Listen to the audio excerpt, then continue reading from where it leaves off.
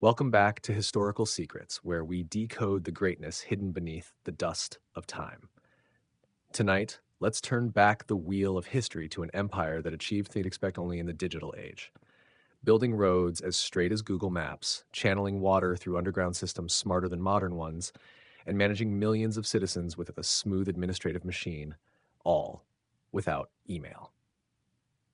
The Roman Empire, where efficiency wasn't just a philosophy, but the very force that allowed them to control nearly the entire ancient world. So, if you love the way history reveals ideas ahead of their time, make sure to subscribe so you won't miss the next discoveries.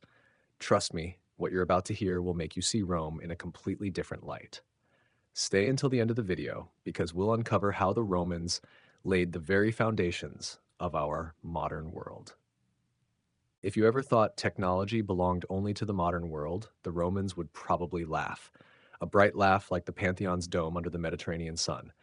Because before we had silicon and computers, they created an ecosystem powered by stone, water, and will. A city that could breathe through miles of sewers, drink water from the mountains, and speak through bricks marked by the hands of its builders. Rome was not just a city, it was a living machine, powered by knowledge, discipline, and an almost obsessive belief that everything could be improved. Imagine this. You're standing in the Roman Forum 2,000 years ago.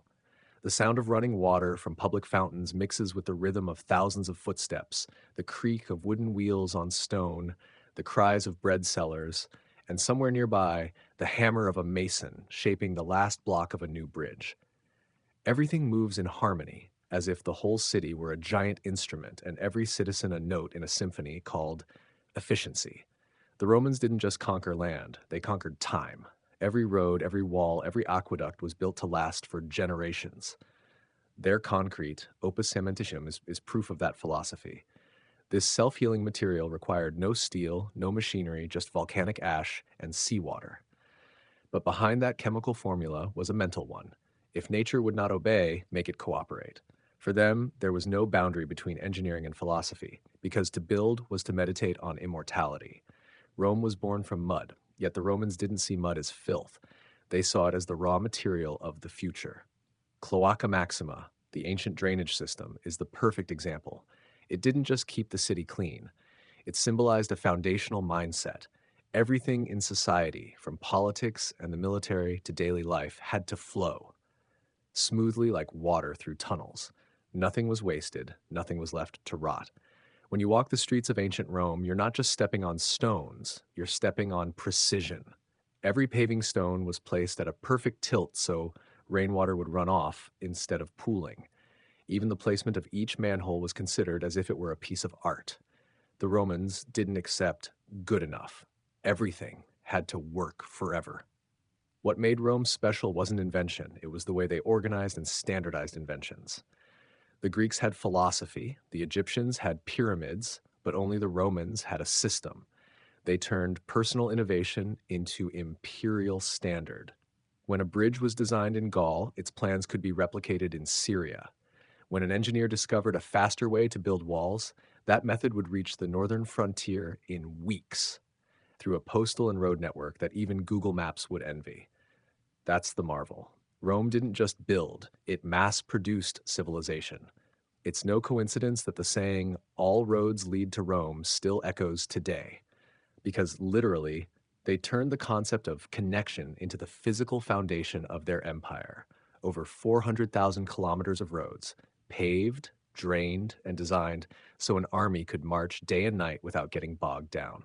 Their roads didn't just connect cities, they connected ideas, languages, and cultures.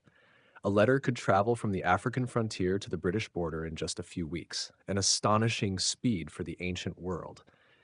Yet Roman technology wasn't just concrete, stone, and water. It was also software, their administrative system. Rome had thousands of officials who recorded everything, from the amount of grain and population to the condition of every road. It was the Google Sheets of antiquity, written in beeswax and sweat. This obsession with data and order kept the empire alive for centuries. A small bureaucrat in a distant province could report a problem, and within weeks, Rome would send someone to fix it. No fax machine, no email, just discipline and the belief that the system must run like the sewers, constantly and without clogging. The fascinating thing is, none of this came from a love of science, but from the need to survive. Rome advanced not out of curiosity, but out of pragmatism. When you rule millions of people and a territory stretching from Britain to Egypt, you can't rely on luck. You must calculate every drop of water, every stone, every ration of food. That ruthless practicality became the foundation of modern engineering. The Romans didn't ask, "Is this beautiful?" They asked, "Does this work?" And somehow that very question gave birth to beauty. But Rome's greatness also held a paradox. When you build a system so perfect that everything runs smoothly, people begin to forget why it exists. The Romans came to believe they were invincible, that their concrete would never crack, that their empire would never fall. But time, like water, always finds its way. The massive aqueducts that once nourished the great city eventually carried disease when neglected. The roads that once connected the world became paths for invaders. And when the administrative machine grew too heavy, it collapsed under its own weight. Yet their legacy lives on. Every time you turn on a faucet, step into a bath, or walk down a smooth asphalt road, a piece of Rome is still there. Not just in the materials, but in the mindset. Understand the system, improve it, and make it last longer than yourself. That was the true technology of the Roman Empire. Not machinery, but eternal thinking, a legacy that, even as the world changes, we are still trying to catch up to. Wonderful. We've walked through the straight roads and perfect domes of the empire. But what truly made Rome immortal wasn't just its engineering or the grandeur of its concrete, it was how they turned technology into the soul of power. The Romans didn't just build cities to live in, they programmed the world around them in the language of order and control. And every one of their inventions, from underfloor heating and water clocks to automated temple mechanisms, was a declaration that civilization is the ability to make nature obey humankind. Let's start with something few people think about: central heating. While most of the ancient world shivered through winter, the Romans invented the hypocaust, the first underfloor heating system in history. They lit fires in the basement, and the hot air was channeled through hollow spaces beneath the floors and up the walls, and heating entire rooms with a sophistication greater than any modern air conditioner. This system wasn't reserved for emperors or nobles. Even public baths had hot rooms, caldarium, and warm rooms, tepidarium. People didn't just go there to bathe, they went to experience what we would now call therapeutic spa treatment, except they didn't have to pay for a ticket. What's astonishing is the precision of their calculations. Roman engineers understood that if the temperature was too high, the walls would crack. If too low, condensation would form and cause dampness. They regulated airflow with ventilated bricks, balanced pressure, and even designed room layouts based on wind direction to maximize efficiency. Their science wasn't built on theory, but on experience and discipline. They tried, failed, corrected, and succeeded. So, when you turn on the heating in your modern apartment, remember that the Romans did it first, in marble and by hand. But Rome didn't stop at comfort. They loved spectacle. Inventors like Hero of Alexandria, though he lived in Egypt, he served under the Roman Empire, created devices we'd now call early automation. In temples, doors could open when fire was lit, thanks to mechanisms powered by steam pressure. The world's first vending machine, yes, in the first century, also came from here. You'd insert a coin, and the machine would dispense holy water through a lever system. The Romans turned even the act of worship into a technological experience. For them, efficiency wasn't just a virtue, it was a symbol of superiority. They built the horologium, a massive sundial calibrated to the minute where the shadow of a stone obelisk moved with the sun's position, a smartwatch made of granite. They placed it in the middle of the square, as if to remind everyone that even time must bow before Rome. And if you think technology served only daily life, Rome would surprise you. They applied engineering to warfare and administration with near mechanical precision. The Roman army was the most efficient machine of the ancient world.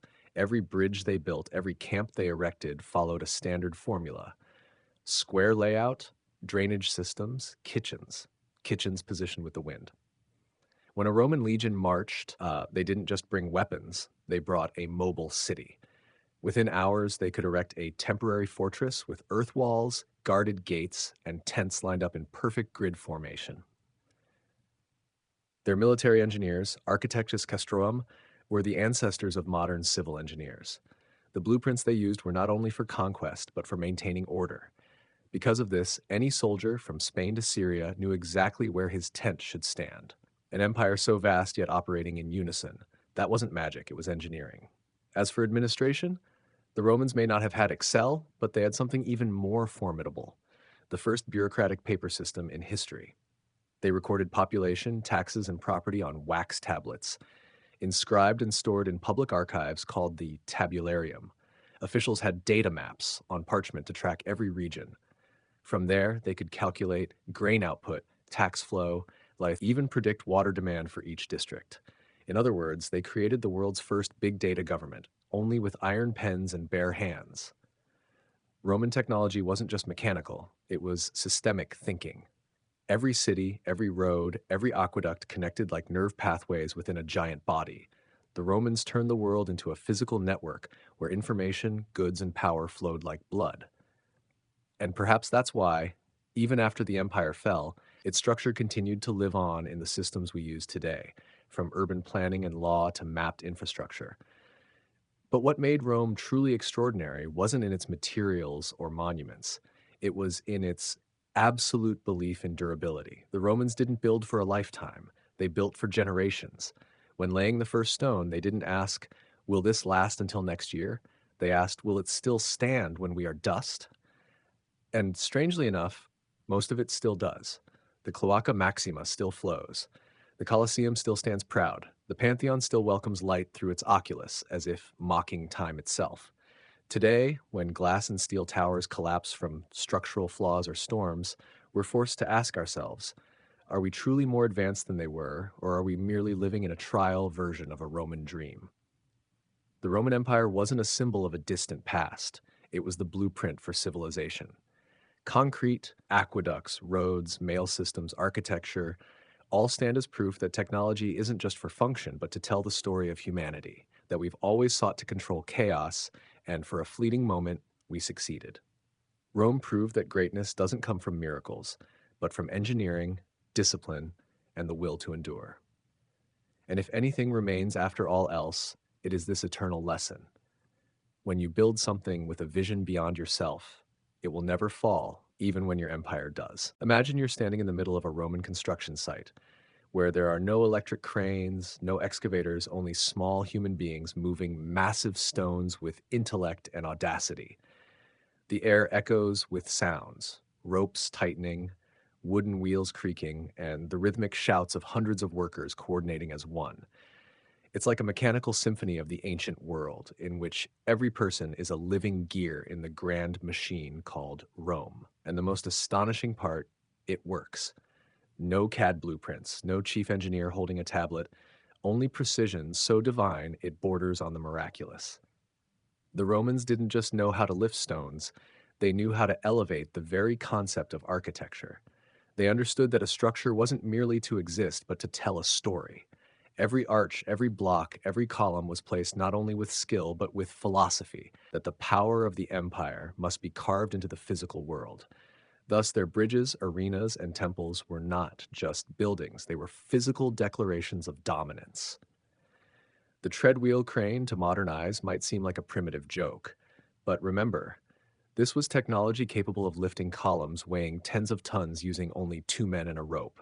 No engines, no electricity, just gravity and mathematics. And it was precisely that simplicity that made it genius. The Romans deeply understood that technology didn't have to be complicated, it just had to work. One wheel turns, one stone rises, and an entire empire ascends with it. But if you think that was merely engineering, then you haven't truly understood Rome. To the Romans, engineering was art, religion, and the ultimate symbol of supremacy. When they built a bridge, they didn't just want to cross a river, they wanted to prove that nature had surrendered. When they raised an arena, they didn't just want to host games. They wanted to create a miniature universe where mankind controlled fate, blood, and the audience itself. Every arch, every column was a reminder that Rome never bowed to gravity. That's why, 2,000 years later, we still look up at their ruins and feel small. What the Romans left behind wasn't merely stone and concrete, it was willpower made solid. The columns they raised still stand upright, as if defying the aging of time. The arenas still echo with cheers that died millennia ago. And within every brick, we can still feel the force that made Rome eternal. They didn't build to live, they built to be remembered. Roman technology wasn't just meant to serve people, it was meant to control them. Those perfectly straight roads didn't just help armies move faster, they helped Roman ideology spread faster than the sword. The aqueducts didn't just bring clean water to the city, they washed away any doubt about the empire's superiority. And every bridge spanning a valley was Rome's way of saying, we don't wait for nature, we reshape it. It's hard to believe, but most of it was accomplished without any concept of high technology as we know it today. Rome had no silicon, no lasers, no electronics, but it had something stronger, systematic thinking. They saw the world as one great machine, where every part, humans, materials, nature, could be optimized. And when everything was optimized, the result was an empire that could run smoothly for centuries without ever needing a reboot. And within that great mechanism lay a tragic beauty. Because when you push the boundaries of efficiency too far, you also push the boundaries of humanity. Brilliant engineers created wonders, but beneath them, thousands of slaves hauled stones, turned wheels, and sweated to keep the Roman dream alive. The empire was built on physics, but also on suffering. The arches held up the structures and held down those beneath their shadow. So, what made Rome so great? Not just its inventions, but its unshakable belief that it could improve the world at any cost. They didn't fear failure because they believed themselves to be the definition of success. When an aqueduct collapsed, they rebuilt it. When a city burned, they redesigned it with fireproof concrete. When an emperor fell, the engineers still raised their columns. Rome never stopped until the world had no choice but to call them the standard of civilization. And that's the lesson we still haven't learned after thousands of years. It's not modern technology, but the Roman spirit, the refusal to accept limits, the defiance of gravity, the relentless drive to innovate that made Rome immortal. The empire may have fallen, but its structures still stand, a challenge carved in stone. Can you do better? If you find yourself captivated by that greatness, stay until the end of the video. Because next, we'll uncover the most mysterious legacy the Romans left behind, a type of concrete that can heal itself after millennia, a technology even our modern world is still trying to recreate. Trust me, you won't want to miss it. When Rome fell, the world didn't explode. It just went silent. A strange silence blanketed Europe, as if the entire continent had forgotten how to build, how to bathe, and even why clean water mattered. The Colosseum still stood, proud but lonely, overlooking streets now reduced to mud and rubble. The lead pipes that once carried water to millions now carried disease. And what was once the center of intellect and engineering had become a scrapyard for the survivors. No one could believe that an empire which once ruled the world ended with the dripping sound of sewage. But that was Rome's tragedy, a civilization too advanced to sustain itself. When the aqueducts dried up, when engineers became legends and master builders vanished, Europe entered what history calls the Dark Ages. And tragically, it wasn't a metaphor. Cities once glowing with torchlight and the sound of running water were now coated in dust. Instead of public baths where citizens gathered to discuss philosophy and politics, people retreated to small villages where drinking water came from wells and religion replaced engineering. The automatic machines of Alexandria became folklore. People said they were magic, not mechanics. And slowly, humanity forgot that its own hands had once created miracles. But what truly made Rome immortal was that they wrote everything down. Blueprints, journals, formulas, letters, all copied, hidden in monasteries, waiting for time to be kind enough to reopen them. When medieval builders first saw Roman inscriptions, they couldn't comprehend how the ancients had built such perfect domes. They must have used magic, they said. And they weren't wrong, only that Rome's magic didn't come from gods, but from mathematics, discipline, and the belief that man could bend nature through patience. While the rest of Europe decayed, Rome's legacy quietly revived. Roman concrete, the material thought to be forgotten, continued to live, growing stronger with each passing century. When modern archaeologists studied ancient harbors, they discovered that Roman concrete healed itself upon contact with seawater. Volcanic ash and minerals reacted slowly, forming new crystals that filled the cracks, as if the structure was repairing itself. A technology that, even with all our modern laboratories, we still haven't fully recreated. That wasn't just technical wisdom, it was proof of Roman philosophy. A structure didn't need to be perfect when built, it only needed to survive. And somehow, that very principle made Rome transcend time. While other civilizations had to be preserved by museums, Rome was preserved by its own materials. Century after century, new conquerors, Goths, Visigoths, Normans, trampled over their legacy but could never erase it. Because Rome wasn't just bricks, it was a way of thinking. When Europeans reinvented plumbing, they called it a new invention. When they built sewage systems, they called it a breakthrough. But in truth, they were merely rediscovering what Rome had already done, just 1,000 years later. In every modern aqueduct, every government building, every stadium, Rome still lives.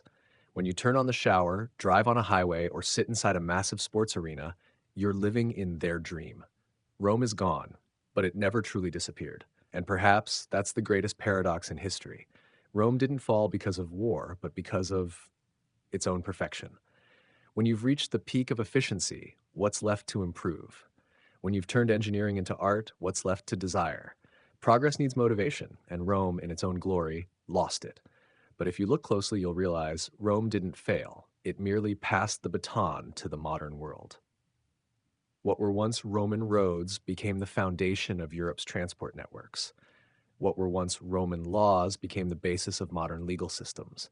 And what was once a dream of efficiency is now the foundation of our science, technology, and obsession with productivity that we still live with today.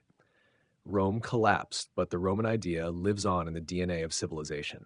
From monumental structures to the phone in your hand, all are descendants of the Roman mindset. Build to endure, innovate to control, and optimize to conquer. So next time you see an ancient bridge, a stone building, or a tunnel carved through a mountain, remember, it might have been the Romans who first taught humanity how to do it. They are gone, but their shadow remains in every brick we lay. Because after all, Rome was never just an empire. Rome was the idea that humanity could shape the world with its own hands. And if Rome left us anything, it's this lesson. Technology isn't about machines or materials, it's about vision. A vision grand enough to make even time bow down. When Theodora became the wife of Justinian, all of Constantinople exploded in gossip. From seedy taverns to the halls of parliament, people whispered that a third-rate actress had slipped into the bed of the throne. But what the crowd didn't realize was this: Theodora never wanted to be a royal doll. She didn't want to be remembered merely as the wife of Justinian, but as a woman who saw into the soul of an empire and dared to rewrite its destiny. The moment she entered the palace, Theodora behaved as if she had been born there. She wasn't timid, nor did she hide in her husband's shadow. In private meetings, when Justinian and his generals debated, she quietly observed. She understood that power was not something granted, it was something taken through calm and intellect. Within months, Justinian had grown accustomed to seeking her counsel before every major decision. And in an empire riddled with intrigue, having a woman in the war room was enough to make many tremble. Theodora was not just a wife, she was the second brain of the dynasty. While Justinian focused on rebuilding law and expanding territory, she focused on stabilizing the heart of the empire, its people. Under her hand, the palace became a refuge for abandoned women, abused slaves, and even those once scorned by society, just as she had been. She founded shelters for women escaping prostitution, provided food for the poor, and proposed laws protecting women from domestic violence. In a world where even emperors doubted that women had souls equal to men, such actions were nothing short of revolutionary. But power always demands a price, and the harshest test for Theodora came in 5532, the Nika Revolt. Constantinople burned. The enraged masses demanded Justinian's overthrow. Rebels flooded the streets, looting and killing. The entire court panicked. Generals begged the emperor to flee. Even Justinian, famed for his iron will, wavered. But while men trembled, Theodora rose. She donned the purple robe, the color of emperors, and spoke in a voice so cold that it silenced everyone. If we flee, we may live a few more days, but the purple is the noblest shroud. Better to die as a queen than to live as a fugitive. Those words changed the empire's fate. Justinian regained his courage and ordered the revolt crushed. When the dust settled, 30,000 lay dead, but the throne still stood. The Byzantine Empire was saved, and its savior was not the emperor, but the woman once called a jester. From that day on, no one dared underestimate Theodora again. She became co-ruler, not in title, but in power. The mosaics in the Basilica of San Vitale in Ravenna, Italy, still preserve that image. Theodora in a golden robe crowned with jewels, walking among clergymen, not behind Justinian, but beside him. Every gem in the mosaic declares, I have walked from the darkness of the stage to the light of the throne. Yet Theodora never forgot her origins. She used her power to do what few dared even to imagine, to protect the forgotten. When a group of nobles conspired to overthrow the emperor, she uncovered and defeated them in an unexpected way, not with the sword, but with shame. She turned them into public ridicule, their honor collapsing faster than any city wall. For Theodora, the cruelest downfall was not death, but being stripped of one's mask. But amid the glory and power, there was one thing Theodora could not control: time. When illness began to consume her body, Justinian fell into despair. He had everything: power, glory, territory, but he knew the empire would never be the same without her. She died in 548 at just over 40 years old. There was no lavish funeral, no song of triumph, only whispers through the palace: the emperor has lost his soul. Yet Theodora's legacy never faded. More than a millennium later, historians and artists still cannot agree. Was she a saint or a schemer, a manipulator or a reformer? Perhaps Theodora was both, because only those who dare to live at the edge of sin and greatness truly change history. When you see the dome of Hagia Sophia rising over the skies of Istanbul today, remember that beneath it lies not only the work of Justinian, but also the spirit of the woman who turned an empire from ashes into legend. A queen who needed no sword, no army, only faith in her own worth.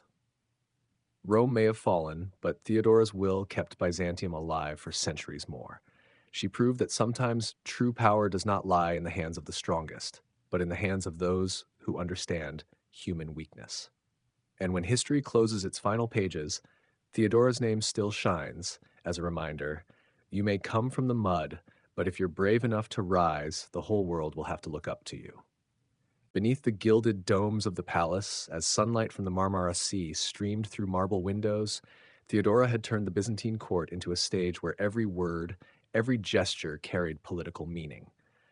No longer the girl forced to bow before an audience, she was now the one who made an entire empire bow before her. But power, as she knew better than anyone, was a bloody play performed over and over again without end. And in that game, Theodora was not just the leading actress, she was the playwright. In the years following the Nika revolt, Theodora not only helped Justinian consolidate power, but quietly rebuilt the soul of the empire. When he began constructing the Hagia Sophia, the Church of Holy Wisdom, with its massive dome that seemed to float in the air, Theodora understood that this was not just a religious monument, but a political declaration. An empire could burn to ashes, but faith, if built from stone, will and vision, would outlive mortals. Many said Justinian laid the foundation for Byzantium's golden age, but it was Theodora who lit the flame. While Justinian spent his days in council chambers with legal advisors, Theodora sat in the harem, quietly weaving her own web of influence. She sponsored artists, philosophers, and especially women who had been excluded from political life. She granted them access to power, helped them find work, helped them find a voice. In doing so, she turned society's outcasts into her loyal eyes and ears. When Justinian needed to know what was happening in the markets, the churches, or even the army, it was Theodora who whispered the answers into his ear. But inside the palace, her enemies were many. A former actress as empress was something the nobility could never stomach. They sneered when speaking of her, then shuddered when they heard her name. Theodora retaliated with icy ruthlessness. When an official plotted against her husband, he disappeared overnight. Not by the sword, but through carefully crafted accusations and witnesses no one dared to question. When a senator mocked her at a banquet, the next day he was stripped of his title, his fortune seized, and his family vanished from Constantinople. Many said Theodora ruled through fear. Perhaps she did, but it was the kind of fear necessary to sustain an empire where ambition ran deeper than faith. Under her hand, the Byzantine court became a machine fueled by loyalty and secrecy. Those who served well rose high. Those who betrayed were erased from record. Yet what made Theodora truly formidable was not how she destroyed her enemies, but how she kept them close. She could make them believe they still had a chance until they unknowingly bent to her will. That was not just power, it was art. However, behind closed doors, Theodora carried fears that no one ever saw. Sometimes, when Constantinople slept under the moonlight, she gazed westward toward the ruins of Rome and wondered whether all her power would one day crumble into dust like those ancient statues. In a world where a woman could be erased by a single accusation, she knew that one misstep could condemn her to oblivion. That knowledge alone kept her from ever showing weakness. She worked relentlessly, not just for the empire, but for an idea that a woman could seize history with her own hands. When religious factions clashed over the nature of Christ, Theodora did not hesitate to defy even her husband to protect the Monophysites, the so-called heretics. She sent secret envoys, granted them refuge in monasteries, and even challenged the patriarch's authority. For her, faith was not submission, but choice. This boldness made her both venerated as a saint and cursed as a blasphemer. And then, in the empire's most glorious years, as Constantinople gleamed in splendor, illness came knocking. Cancer, the curse of blood, as the ancients called it, quietly devoured her body, but she kept it secret. No one, not even Justinian, knew how much pain she endured. Even when she could no longer stand for long, she still summoned councils, still signed decrees, still kept her eyes sharp as steel. She knew that once the court sensed weakness, the political vultures would begin to circle the throne. In her final months, Theodora did not pray for salvation. She prepared for immortality. She ordered the expansion of the great Metanoia convent and had the names of rescued women carved into its walls so that no one could ever erase their legacy. She sealed her new laws with the imperial sigil, ensuring that even if Justinian remarried, even if dynasties changed, women's rights would remain embedded in law. In her weakest days, sitting by the window overlooking the sea, she told a close handmaiden, "I was once a puppet of this world, but at least, before I die, I have learned to pull the strings." In 548, Empress Theodora died at around 48 years old. Justinian, the man once deemed the soul of the empire, wept like a child at her bedside. He ordered a state funeral unprecedented for a woman of non-royal birth. As her coffin passed through the stone streets, the people stood in silence. It was not fear that stilled them, but reverence. For they knew that whether empress or servant, there would never be another woman like Theodora. And as Hagia Sophia glowed under candlelight, its halls echoing with hymns, it was said that Justinian whispered one final line: "I have built the highest walls, but she is the one who made them stand." Theodora was gone, but her legacy did not die. In every law that protected the weak, in every dome that rose toward heaven, and in every tale of a girl who dared defy an empire, the name Theodora still murmurs through time. That sometimes history is not written in ink, but in the will of a woman who dared to stand tall in a man's world. From the scorching winds of the Jerusalem desert to the thick mists of the Baltic pine forests, the Teutonic Knights embarked on one of the greatest transformations in human history. They began as healers, men who built hospitals amid battlefields to care for the dying, but war itself hardened their compassion into steel. In the Baltic lands, the once holy brothers in white cloaks became an army so disciplined it bordered on obsession. They marched in silence, prayed in silence, and killed in silence. No screams, no signs of rage, only the clash of steel and the breath of faith. To them, the land of the pagan Prussians, where tribes worshipped forests, rivers, and the moon, was not merely territory. It was a sacred mission. Every village burned, every wooden temple destroyed, was recorded in their chronicles as a victory for God. They conquered not only with swords but also with writing, taxation systems, and Roman law, the instruments of a civilization that had once ruled the world through order. And in the process, they became a cold reflection of the very empires whose ruins they had inherited. On snow-covered ground, the knights built Marienburg Castle, the black jewel of their order. It was not just a fortress, but a symbol of absolute power. Constructed from millions of red bricks, Marienburg rose as a declaration of iron and fire in the heart of pagan lands. Inside, its halls echoed with prayer, yet within those 2-meter thick walls lay an intricate system of governance. Each knight lived like a monk, sleeping on hard wooden beds, eating black bread, keeping silent during prayers. But they were also warriors. Each had a horse, armor, and a personally forged sword, the only possession they were allowed to carry into death. Here, the union of faith and administration, of monastery and state, created a model of governance unseen before. Neither monarchy nor democracy, but an empire of knights, where each man was monk, bureaucrat, and soldier all at once. Decrees were written in Latin, but enforced with blood. Discipline became their second religion. No one was allowed to show emotion. No one could own personal property. Every soul belonged to God, and every sword to the order. But along with sanctity came darkness. As their power spread, ideals bent.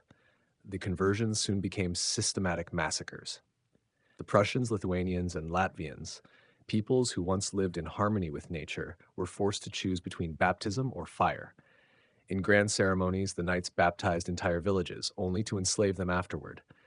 The monks justified it as salvation through suffering, but the survivors knew it was fear dressed in holy robes. Yet one cannot deny this. The Teutonic Knights brought to the Baltic a system that had never existed before: laws, literacy, commerce, and infrastructure. They founded the first cities in Eastern Europe: Danzig, Königsberg, Riga, centers that would later become the economic hearts of the region. They built bridges, roads, and financial systems modeled on Roman standards. Under their iron hands, the wilderness transformed into a cold, ordered machine. But the price of that order was freedom. By the 14th century, the order had reached the height of its power. The knights were not only warriors, but diplomats. They signed treaties with the kings of Poland, traded with Venetian merchants, and even corresponded with the Pope. From a humble hospital, they had become an independent nation, a state of faith. But like every empire, once faith became a tool, collapse was inevitable. When Lithuania and Poland united, they challenged the frozen might of the order. The Battle of Grunwald in 1410 marked a fateful turning point. Thousands of white-cloaked knights fell, their black crosses stained red with blood. Marienburg was besieged, and for the first time in centuries, the Teutonic Knights prayed not for victory, but for survival. The order that once believed God blessed them now faced the silence of heaven. Yet their legacy did not end on the battlefield. After their defeat, they did not vanish, they changed. From sword to pen, from horse to library. The Teutonic Order transformed into a religious institution, and centuries later, into a symbol of German culture. Their principles of discipline, organization, and loyalty became the DNA of later empires, from Prussia to modern Germany. In both warfare and administration, their shadow remains, in the ranks, in the architecture, in the cities they built. Looking back, the journey of the Teutonic Knights is the purest paradox of history, a movement born of compassion, forged in faith, and ended in brutality. They were both salvation and destruction. Yet it is this very contradiction that made them immortal. Like Theodora of Byzantium, who turned shame into strength, the Teutonic Knights turned mercy into power. They remind us that every empire, whether built of marble or blood, is ultimately a reflection of humanity itself, both noble and terrifying. And as the Baltic fog settles over the crimson ruins of Marienburg, one can still hear, whispering in the wind, their echoes, the voices of men who once believed they could save the world with sword and prayer. From the first bricks laid at Marienburg, the empire of the Teutonic Knights began to rise, not with prayers, but with the sound of hammers and anvils. The Baltic lands gradually turned into a map of order, where every road, bridge, and tower served a single purpose: to maintain the discipline of faith. Here there was no place for randomness. Every wall, every gate was built with the same precision the Romans had applied thousands of years earlier. German craftsmen, brought in by the knights from the west, turned this frozen region into a testing ground for a new civilization, a civilization both sacred and chillingly cold. By the mid-13th century, Teutonic castles began to rise densely across the land, like red brick crosses. They were not merely military strongholds, but living symbols of a nation of faith. At the center of each fortress stood a chapel where the knights prayed every morning before battle, as if God himself were the supreme commander of every campaign. Surrounding it were armories, granaries, and forges, all organized down to the hour. Even meals were rituals. No one spoke, everyone ate in silence, with only the clinking of spoons and the echoes of prayer. In their world, discipline was the soul, and anyone who broke it, even with a single word, vanished from the fortress walls as if they had never existed. What made the Teutonic Order unique was not merely its swords, but its organizational mind. They brought to these lands an administrative model more advanced than that of any European kingdom of the time. Each fortress was a center of power, where knights acted simultaneously as lords, monks, and officials. They collected taxes, managed agriculture, ran trade, and enforced laws according to their own codes. No decision was made without being written into record and sealed with red wax, a symbol of absolute legitimacy. It was this system of documents and ledgers that created what historians now call a proto-bureaucratic state. Under their rule, the Baltic transformed. Primeval forests were felled to make way for fields and towns. Native peasants, once free among their tribes, became serfs serving the order. They worked on the fields of God, sowed barley, tended sheep, and delivered a portion of their produce to sustain the Crusades. In return, they were protected from bandits and famine. It was a strange social contract where faith was built from iron and blood. The knights ruled not only through fear, but through stability, and that made them dangerous. By the 14th century, the Teutonic Empire had reached the height of its power. They controlled trade routes across the Baltic Sea, connecting cities like Danzig, Königsberg, and Riga. They levied taxes on ships, established maritime laws, and became the commercial middlemen between East and West.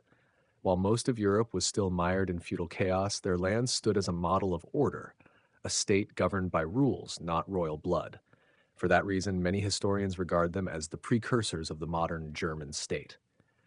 Yet beneath this facade of order lay another truth. They had turned faith into a tool of power. Forced conversions by the sword continued, now justified by papal decrees and seals. The Prussians, Lithuanians, and smaller tribes were compelled to abandon their ancient gods in exchange for salvation from the West. They were baptized in icy rivers where water mixed with blood, and with every burned temple, a church rose in its place, not only as a symbol of God, but of submission. The Teutonic Knights believed they were fulfilling a sacred mission, but history shows they had crossed the thin line between faith and empire. When they conquered land, they raised not only crosses but also tax systems, networks of fortresses, and an economy built on forced labor. They were no longer guardians of the Holy Land, but rulers driven by ambition, cloaked in the robes of God to conceal their earthly desires. Yet their rise reflected something profound: humanity's extraordinary ability to turn belief into system. They conquered not only with swords, but with the idea that order itself was divine. In that sense, the Teutonic Order was the earliest model for regimes that made discipline a religion, where personal emotion was erased to make room for collective ideal. Within Marienburg's walls, one can see the shadows of future bureaucracies, where obedience became the measure of loyalty and efficiency was elevated to the level of truth. But that perfection was their curse. A structure too disciplined becomes bound by its own rules, and the Teutonic Order was no exception. When victory became routine, they forgot their beginnings, compassion. As fortresses spread across the Baltic, the spirit of salvation was replaced by the hunger for control, and so those who came to bring light became the very darkness they once opposed. By the late 14th century, as the Church's authority waned and new nations emerged, the Teutonic Order still believed itself the sole instrument of God. But the world had changed. To the south, Poland and Lithuania had united, not only through political marriage, but through a shared will to resist northern domination. The order's arrogance blinded them to this. They believed every war was God's will, and then in 1410, on the fields of Grunwald, that faith was shattered. Thousands of knights fell beneath the rain of arrows from the Polish-Lithuanian alliance. The Black Cross banners were torn apart, and the mighty fortresses that had once been their pride were besieged. Marienburg, their symbol of immortality, suddenly became the tomb of the very ideals they had worshipped. From then on, the Teutonic Order never regained its former glory. Yet they left behind a legacy worth pondering, that discipline and faith without compassion can become the most dangerous weapons humanity has ever forged. And perhaps that is history's greatest paradox. Those who believed they served God were the ones who unwittingly created an empire powered not by love but by fear. An empire that outlasted most kingdoms, not because of human loyalty, but because of the cold, unyielding strength of absolute belief. However, the defeat at Grunwald was not just a loss, it was the death knell for an entire era. On the blood-soaked fields of Poland in 1410, the Black Cross that had once made all of Europe tremble was broken. The knights once praised as warriors of God now lay among the mud and blood, their shining armor stained by the very thing they once preached: pride. As the sun set over the battlefield of Grunwald, an empire once thought eternal began to melt away, not because of infidels, but because of the contradictions within its own soul. For the Poles and Lithuanians, Grunwald was the revenge of a generation. But for the Teutonic Knights, it was a painful warning that the Black Cross no longer represented salvation, but unbounded ambition. Grandmaster Ulrich von Jungingen was killed, senior officers were captured or slain, and the power system once built upon blood and faith was shaken to its core. Within months, their most impregnable fortresses were forced to surrender. Marienburg, the iron heart of the order, became nothing more than a symbol of desperate resistance, surrounded by those who had once been brothers in faith. Yet what was remarkable was that, even in defeat, the Teutonic Knights did not collapse immediately. They withdrew into the very discipline that had once been their strength, turning failure into a form of asceticism. Within the freezing walls of Marienburg, the survivors still prayed, still kept records, still administered the remaining territories with the precision of monastic order. However, instead of leading crusades, they now became administrators, merchants in holy robes, striving to preserve their waning authority through treaties, marriages, and diplomacy. From here, the history of the Teutonic Order entered another phase, quieter yet more tragic. As the world around them changed, as European kingdoms began to reach the oceans and trade instead of conquer, the Teutonic Order tried to cling to its old rituals, praying 3 times a day, eating in silence, and believing that faith could save a decaying structure. But no prayer could stop time. By the mid-15th century, the once dominant order in the Baltic had become a shadow of itself. They gradually lost land to the Kingdom of Poland, became vassals, and were eventually absorbed by the very political system they had once despised. Yet their influence never completely vanished. The castles they built still stand tall, stone witnesses to an age when piety and the thirst for power were inseparable. The villages that once trembled before the Black Cross grew into trading towns, where faith and money coexisted in pragmatic harmony. And this is the Teutonic Order's deepest paradox.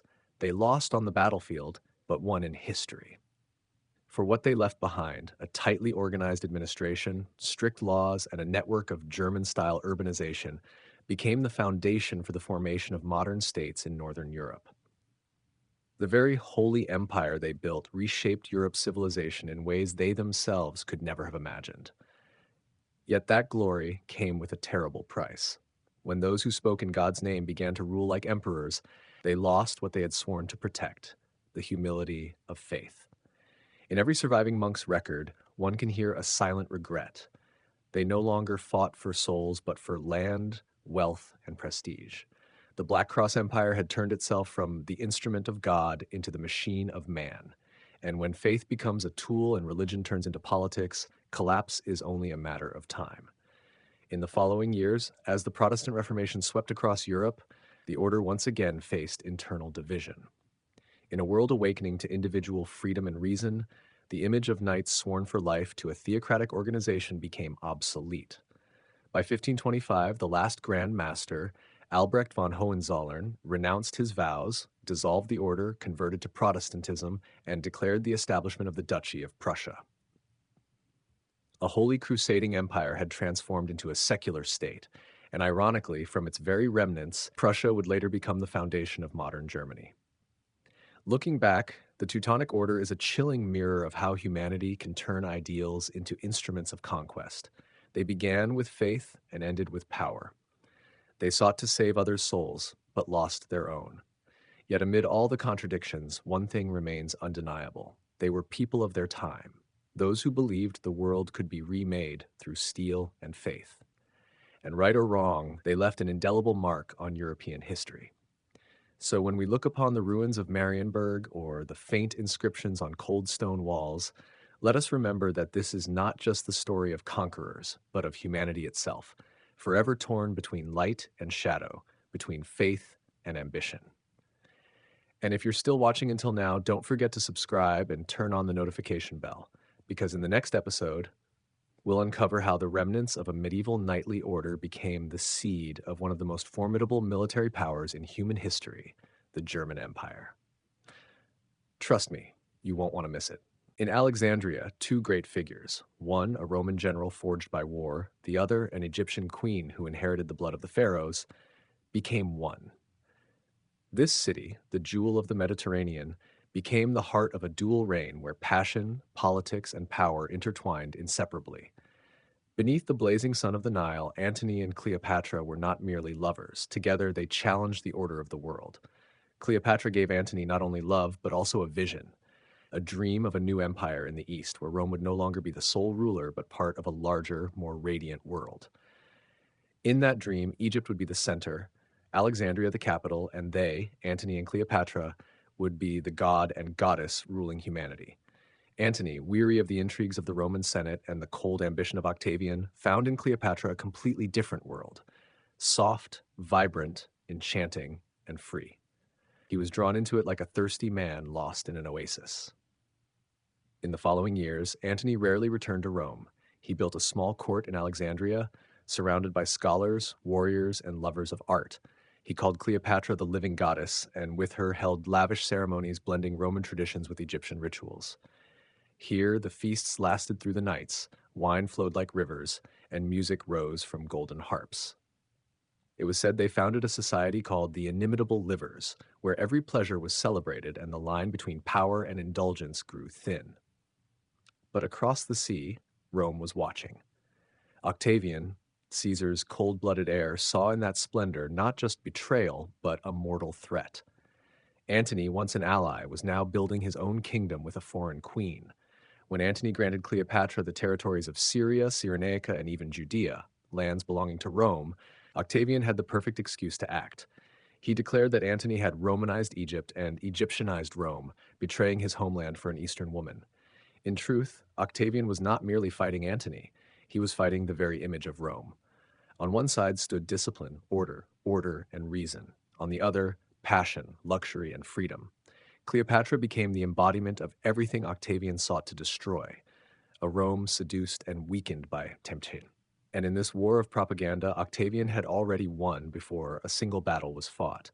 He circulated coins engraved with Cleopatra's face and the inscription, "The woman who enslaved Antony," painting her as a sorceress who used beauty to overthrow an empire.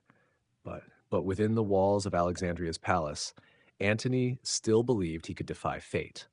He gathered his army, raised his fleet, and prepared for the final war, not merely to protect Cleopatra, but to prove that Rome was no longer the center of the world. In 31 BC, the two forces met at Actium off the coast of Greece. On the sea, hundreds of ships carrying tens of thousands of soldiers clashed in a battle that would decide the future of the Mediterranean. Antony fought like a legendary commander, but fate had turned away. When Cleopatra, fearing the fleet's destruction, retreated to Egypt, Antony, once the leader of vast legions, abandoned the battlefield to follow her. From that moment, history was sealed. Roman honor was betrayed, loyalty questioned, and Octavian turned Antony's failure into a triumph of righteousness. When he advanced into Egypt, Antony and Cleopatra were cornered. In the palace of Alexandria, once radiant with gold and music, only whispers of despair remained. Antony, unwilling to be paraded as Octavian's prisoner, fell upon his own sword. When Cleopatra heard the news, she did not weep. She calmly prepared for the final act of her life. She bathed, dressed in royal attire, and placed a golden crown upon her head. Before her loyal servants, she held in her hand a venomous snake, Egypt's sacred symbol, and let it bite her wrist. Cleopatra's death was not just the end of a love story, but the closing of an entire era. With her, Ptolemaic Egypt vanished, and Rome became the sole empire of the ancient world. Octavian, now Augustus, ascended the throne as the first emperor of Rome. He proclaimed that he had freed the world from the Eastern menace. Yet deep down, it was Cleopatra who was the true victor. For even in death, she ensured the world would never forget her. Her statues, her portraits, and her tales were endlessly retold, not as those of a conqueror or traitor, but as a symbol of female power, intelligence, and daring far ahead of her time. And thus, the love between Antony and Cleopatra became legend, a tragedy woven from glory and destruction, a reminder that even the mightiest empires can fall not because of war, but because of the heart. Rome had won, but in that victory, it lost something deeper, its capacity to dream. Cleopatra turned her death into a work of art, and Antony, Rome's greatest warrior, found his destiny not on the battlefield but in the arms of a queen. Their story lives on, a testament that history is not written only with swords and empires, but also with desire, love, and the souls who dared to live as though they were immortal. Octavian knew that to destroy Antony, he did not need swords or spears. He only had to make all of Rome believe that Antony had betrayed them. And he did it with the precision of a master propagandist. Every letter, every speech, every engraving on a coin carried the same message. Mark Antony was no longer a Roman. He was Cleopatra's slave, a man who had knelt before the Queen of Egypt and abandoned Caesar's legacy in exchange for pleasure and power. In a world where loyalty to Rome was sacred, that accusation was nothing less than a death sentence. Every detail of the story was exaggerated, from the way Antony wore Egyptian garments to his self-proclaimed title, King of Kings. Octavian spread rumors that Antony had sent his will to Alexandria, declaring that he wished to be buried beside Cleopatra like a pharaoh rather than as a Roman citizen. It was a fatal blow. By publishing a copy of that will before the public, Octavian turned Antony's pride into proof of treason. The Senate, driven by outrage and fear, declared war, not on Antony but on Cleopatra, Queen of Egypt. It was a stroke of political genius. By making Cleopatra the enemy, Octavian separated Antony from Roman honor and recast him as a man drowned in Eastern seduction. Now he could claim that this war was for Rome, for virtue, and for Caesar himself, the adoptive father Antony had betrayed. The banners of the empire fluttered in the wind, and thousands of soldiers were ready to fight not merely to conquer, but to redeem the soul of Rome. Meanwhile, in Alexandria, Antony was blinded by his faith that their love and power could stand against the world. Cleopatra encouraged him, not only with sweet words, but with bold visions, a new empire stretching from the Nile to the Euphrates, with Egypt as the center of the ancient world. But when Antony gathered his forces at Actium, ominous signs began to appear. Soldiers deserted, morale weakened, and while Cleopatra's ships gleamed with gold and silver, Octavian's fleet was lean, disciplined, and efficient. The Battle of Actium in 31 BC was more than a clash of arms. It was a collision between two visions of the world. On one side stood Rome, the embodiment of order and reason. On the other, Egypt, the symbol of luxury and myth. As smoke and fire engulfed the Ionian Sea, Antony commanded from Cleopatra's flagship, where incense and gold still lingered amid the roar of artillery.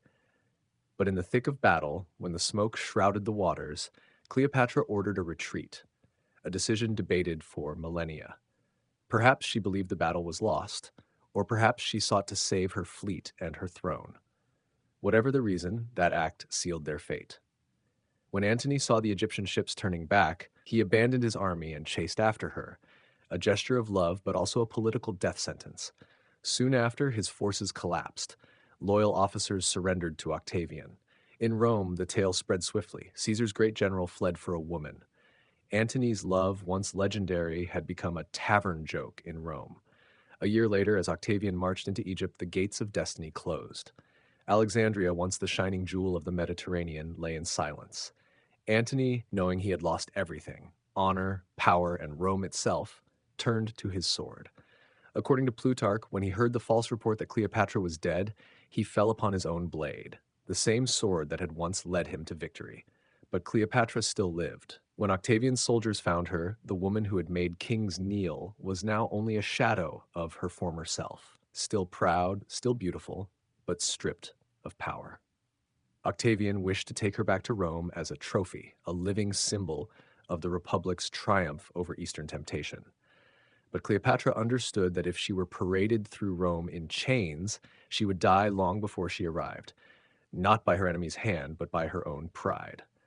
On the final day of her life, she dressed in royal garments, adorned herself carefully, and allowed a venomous asp, the sacred emblem of Egyptian royalty, to bite her skin.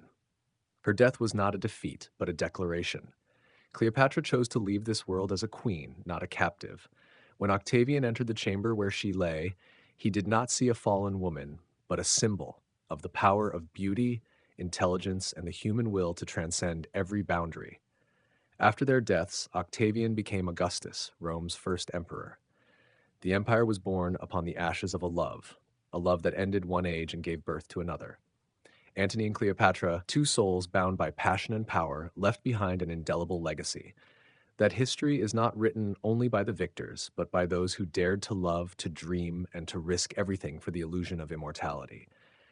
And perhaps that was their true tragedy, two people who sought to grasp eternity through love and power, only to discover that both fade as swiftly as incense on the Nile. Yet more than 2,000 years later, the world still speaks their names. Not as losers, but as the last icons of a heroic age where love and empire fell together in one magnificent fleeting moment. When the last Egyptian sails vanished beyond the horizon of Actium, an era quietly came to an end. From that moment, the fate of Antony and Cleopatra was sealed, not only by spears, but by their own choices. In the eyes of the world, they had lost, but in the memory of history, they still shine like two stars, burning fiercely, then fading into eternal darkness. After the defeat, Alexandria, the jewel of the Mediterranean, suddenly became strange even to its own queen.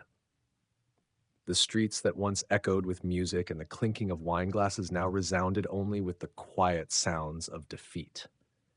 Cleopatra walked through the marble halls, each of her steps echoing like the knock of destiny. Outside, Octavian drew closer each day, while inside the palace, time seemed to stand still. She still tried to keep the poise of a goddess, even knowing that her throne had already rotted beneath her feet. Antony was different. The man who once made Rome tremble was now empty. He had lived by honor, loved with his entire soul, and now both had betrayed him. Some nights, Antony stood silently by the window, looking out at the sea, where the ships that once carried his pride were now nothing but ashes. He knew Octavian didn't need to fight another battle, for he had already won long ago with his pen, his propaganda, his ability to make the world believe that the love of Antony and Cleopatra was a symbol of corruption. Rome had conquered them not only with swords, but with words. Yet within that tragedy, there was one thing no one could deny. They had loved. A love that defied empires, transcended reason, and surpassed politics. Perhaps it was that very thing that made them immortal. When Antony fell, his blood soaking into Cleopatra's robe, in that moment, all the battles, the conquests, the accusations faded away. Only two people remained, a Roman general and an Egyptian queen, stripped bare before death, yet more radiant than ever.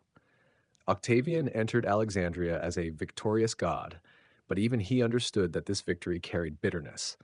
He had defeated their armies, but he could not defeat their legend. In her final days, Cleopatra still kept a smile that could unsettle even the conqueror. She knew all too well Rome's game of power, where women existed only as trophies, and she refused to become a piece of jewelry in a triumphal parade. If Rome wanted her, it would be only through death. Legend says that before her death, Cleopatra dressed in royal garments, bathed in royal jelly, anointed herself with myrrh, and her final smile was so serene that no one dared to weep.